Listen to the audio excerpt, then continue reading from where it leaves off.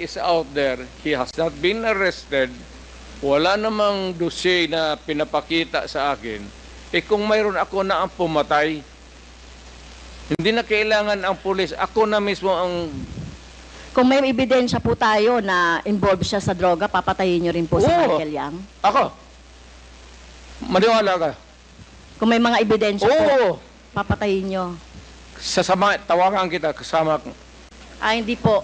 Ayokong pong maging katulad ninyo, no? Ayokong masama doon sa patayan. You will be witness to a murder. Hindi ko po gagawin yun, Mr. Chair, no? Sumama kay Mr. Duterte para pumatay. Yan ang problema mo. Okay. So, yun nga po, no, yun pong mga malalaking drug lords katulad ni Michael Yang na sinasabi. Pero hindi nyo po alam na involved sa droga si Michael Yang, Mr. Duterte, Mr. Chair. Mas marunong ako sa iyo, ma'am. Hindi talaga involved yan.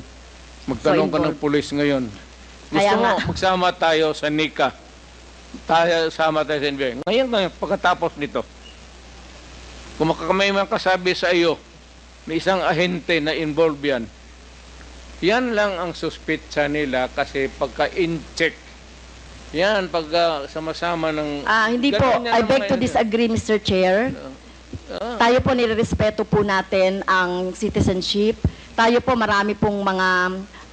hindi po tayo against sa mga in-check. No, hindi po tayo against sa mga sinasabi nating Chinese. Lalo na kung Chinese, Filipino yan, na wala namang ginagawang krimen dito sa ating bansa. Kaya ang tinutukoy lang po natin yung mga involved sa krimen na mga nababanggit po dito sa ating hearing ng Quadcom.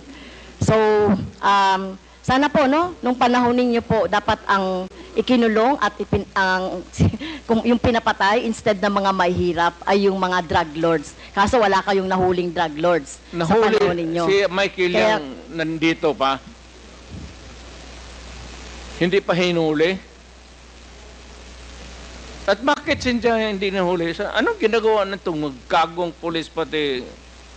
Alam niyo po ba kung nasaan si Michael Yang? Nasa Davao. Either dito, nasa Davao. May malaking tindahan yan. Negosyante yan. Lahat ng negosyante na Chinese, natural born dito sa Pilipinas o from China, pagka dumikit sa akin yan, politiko ako, ma'am. Para sa akin, boto. At contribution sa eleksyon. Pera. Kailangan mo sa eleksyon, pera. Prangkahan tayo. Boto pati pera. Kung may maglapit sa amin na ganon, at wala namang ebidensya na nagkakalat sa harap mo, pero ako, pagka sigurado ako na ganon kayang sinasabi mo ngayon, ako mismo ang gogorgor sa tao na yan. Okay. Wala akong pasensya dyan sa mga ganon. So, do not worry.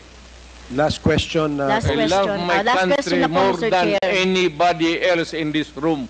Dahil hindi po ako nasatisfy doon sa sagot ni Mr. Duterte, kaugnay doon sa, kasi gusto nating maturuan yung ating taong bayan, about doon sa, laging inaargumento na lang, self-defense, or whatever, o yung pag-encourage ng mga criminals to fight. So, pwede bang matanong si Attorney Neri? I am not here to satisfy you. Attorney Neri, Mr. Chair,